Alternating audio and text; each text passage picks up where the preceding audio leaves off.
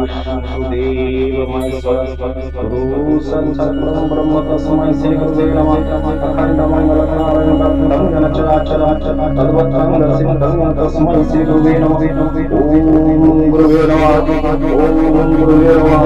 ओम गुरुवे नमः। नमस्कार जी, मैं ब्रह्मनाथ।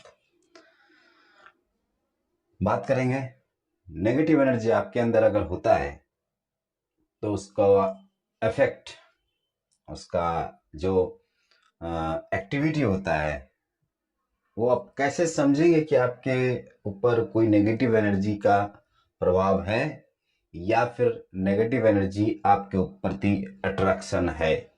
मेल और फीमेल बोथ, दोनों के लिए, यानी पुरुष और स्त्री दोनों के लिए। बात ऐसा है कि अगर किसी के ऊपर नेगेटिव एनर्जी का प्रभाव पड़ता है तो उसका शरीर, उसका मन, उसका मस्तिष्क उसका कंट्रोल में नहीं होता। ये कंट्रोल कोई और कर रहा होता है। ठीक है, देखिए एनर्जी जो होते हैं, हम पहले थोड़ा सा एनर्जी को समझते हैं। ठीक है, हम बार बार एनर्जी का बात बताते हैं कि एनर्जी को ही हम ईश्वर मानते हैं और एनर्जी को ही हम भूत प्रेत या फिर विभिन्न नाम से जानते हैं। ठीक है, जिन वगैरह जो भी होता है, तो एनर्जी एक ही होता है। एनर्जी एक ही होता है, यानी जो अस्त्र होता है, ये नाइफ होता है, चाकू होता है, वो एक ही होता है। बस उसको चलाने वाला हाथ दो तरह का होता है। एक डॉक्टर जो एक प्राण को बचाता है और एक किलर जो उसी चाकू से, यानी उसी नाइफ से वो एक किसी को मारता भी है। ठीक है, तो अब हम समझते हैं कि ये एनर्जी अगर एक प्रकार का होता है तो ये डिफरेंट टाइप का, यानी एक नेगेटिव और ये पॉजिटिव एनर्जी में कन्वर्ट कैसे हो गया। बहुत साधारण सी बात है। देखिए, जो पॉजिटिव एनर्जी होती है, ठीक है, पॉजिटिव एनर्जी वे एनर्जी होता है जो एनर्जी को प्रकृति ने बनाया है, जो एनर्जी प्रकृति को बनाया है। लेकिन प्रकृति नेगेटिव एनर्जी को भी उन्हीं नहीं बनाया, जितना अच्छा उतना बुरा, दोनों बैलेंस करके ही चलता है। बिना बैलेंस किए हुए ये यूनिवर्स या फिर ये ब्रह्मांड नहीं चलने वाला। पूरी तरह ये बैलेंस किया हुआ है, जितना अच्छा उतना बुरा, जितना बुरा उतना ही अच्छा। ठीक है, तो पहले इस बात को समझ लेते हैं। जो नेगेटिव एनर्जी क्रिएट होता है, बनता है, वो कैसे बनता है। नेगेटिव एनर्जी बनता है इसलिए कि कुछ आत्माएं होती हैं। देखिए, आत्मा का कभी मृत्यु नहीं होता है, वो कभी इस ब्रह्मांड को छोड़ के नहीं जा सकता। ठीक है, मैं सिर्फ पृथ्वी लोक का बात नहीं कर रहा हूं, मैं मृत्यु लोक का बात नहीं कर रहा हूं, मैं पूरा ब्रह्मांड का बात कर रहा हूं। जो ब्रह्मांड, जो आत्माएं शरीर छोड़ देते हैं, वे आत्मा इसी ब्रह्मांड में ही रहते हैं। अगर आप पूछेंगे ब्रह्मांड कहाँ है, देखिए, यूं तो कहते हैं कि ब्रह्मांड हमारे अंदर है, पूरा ब्रह्मांड हमारे अंदर समाया हुआ है। और इससे अगर सरल उपाय से आप अगर समझना चाहेंगे तो ब्रह्मांड आपके आसपास ही है, कहीं दूर नहीं है आपसे। आप खुद एक ब्रह्मांड हो या मैं एक ब्रह्मांड हूं। ठीक है, तो कुछ अलग नहीं है, जो है यहीं पर है, सब कुछ यहीं पर है। आपको अलग से कुछ नहीं कहीं नहीं जाना होगा, अलग से आपको कुछ नहीं करना होगा। लेकिन फिर भी ये एनर्जी डिवाइड क्यों हो गया। ठीक है, अब देखिए, कुछ एनर्जी यानी कुछ आत्माएं, जो आत्मा समय से पहले, समझने की थोड़ा कोशिश कीजिए बात को। ना समझ सके तो कमेंट बॉक्स में कमेंट करके पूछिए हमको, मैं दूसरी तरह से और समझाने की कोशिश करूंगा आप लोगों को। जो एनर्जी शरीर को पहले से, समय से पहले छोड़ देता है। ठीक है, यानी काल से पहले वो अकाल को जाते हैं, समय से पहले ही वो अपना शरीर त्याग देते हैं या फिर छूट जाता है।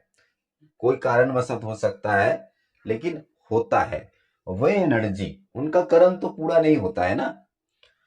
जो एनर्जी का कर्म पूरा नहीं होगा, जब हम इस ब्रह्मांड में आए हैं, जब हम इस मनुष्य जीवन में आए हैं, तो हमारे कुछ कर्म है, जो कर्म हमको करके जाना पड़ेगा, या यूं कहिए भुगत के जाना पड़ेगा।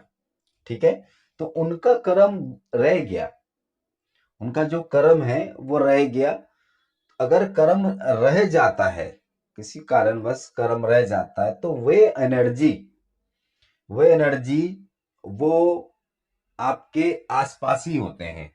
ऐसा नहीं कि वे एनर्जी नेगेटिव में कन्वर्ट ही हो गए, ऐसा नहीं है कि वे एनर्जी नेगेटिव में कन्वर्ट हो गए, लेकिन उन वो जब शरीर त्याग रहे थे, थोड़ा समझिए बात को, जब वे शरीर त्याग रहे थे या त्यागने से पहले उनके मन में काफी इच्छाएं रही होंगी, है ना। बहुत सारी इच्छाएं होती हैं। किसी को घर बनाना होता है, किसी को शादी करना होता है, किसी को बहुत पैसा कमाना होता है, किसी को अपने जिम्मेदारी का एहसास होता है कि भाई हम जिम्मेदारी निभाएंगे। तो हर हर इंसान का अलग अलग कर्म होता है, और वो कर्म अधूरा हो जाता है। अगर वो कर्म अधूरा रह गया, तो वे एनर्जी एक शरीर खोजता है, ताकि वे अपने कर्म को कर सके। ठीक है, अब नया शरीर उनको नहीं मिल सकता। मैंने पहले वीडियो में बताया आपको कि नया शरीर उनको समय से पहले अगर कोई शरीर को छोड़ता है, तो नया शरीर तो नहीं मिल सकता, ये संभव नहीं है। लेकिन अगर उसको चाहिए क्या, उसको एक शरीर चाहिए, उसको एक शरीर चाहिए, ताकि वो अपना कर्म को पूरा कर सके। कैसा भी कर्म हो, पूरा कर सके वो कर्म। ठीक है, तो अब जब वो एनर्जी आपके एनर्जी के साथ औड़ा, या फिर आप औड़ा ही समझिए, तो यानी कि छाया, वो जब एनर्जी समझते हैं कि ये एनर्जी के साथ हम मैच हो सकते हैं, या फिर इस एनर्जी को, यानी इस शरीर को हम अपना बना सकते हैं, या फिर हम इनके द्वारा अपना काम पूरा कर सकते हैं। ठीक है, तो उसके तरफ वो कन्वर्ट हो जाते हैं, ताकि वो अपना कर्म को पूरा कर सके। ठीक है, तो अब उसको शरीर तो दिखा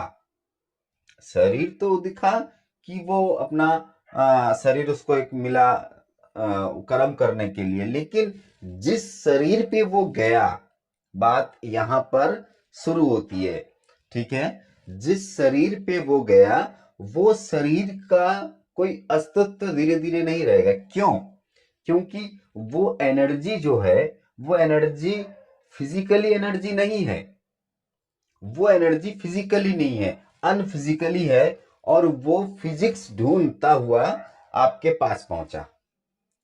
ठीक है, तो वो क्या करेगा, अपना कर्म पूरा करने के लिए वो कोशिश करेगा, लेकिन आपके अंदर एक एनर्जी है और उसके अंदर एक एनर्जी है, तो दोनों में द्वंद होता है, यानी कि लड़ाई होने लगता है। दो एनर्जी में लड़ाई होने लगता है। अगर आपका एनर्जी हार गया, किसी प्रकार से आपका एनर्जी हार गया, तो वो आप पे हावी हो जाएगा, और उसका जो अधूरा काम जो रह गया था, वो पूरा करने लगेगा। ठीक है, यहां तक तो आपको समझ में आ गया होगा। अब अब जो मेन मुद्दा था कि अगर हम किसी को अगर किसी को नेगेटिव एनर्जी का इफेक्ट होता है, तो उसमें उसको समझ में कैसे आएगा। ठीक है, देखिए, अचानक सा जो अब हमारा जो मस्तिष्क है, या दिमाग, यूं कह लीजिए, दिमाग है, बुद्धि है, वो काम करना बंद कर देगा। ठीक है, वो हमेशा उल्टा सोचेगा, या उल्टा होगा उसके साथ। दोनों ही बातें एक ही है, उल्टा सोचना, उल्टा होना सेम है, क्योंकि जो हमारे अंदर थॉट चलता है, वही बाहर जाके वो पूर्ण रूप से प्रकाशित होता है। समझने की कोशिश कीजिए। ठीक है, फिर बता रहा हूं, अगर समझ में नहीं आ रहा है तो कमेंट बॉक्स में आइए और पूरी तरह कोशिश करेंगे आपको समझाने की। ठीक है, तो वो जो एनर्जी, उसने तो अपना शरीर नहीं ले लिया है शरीर।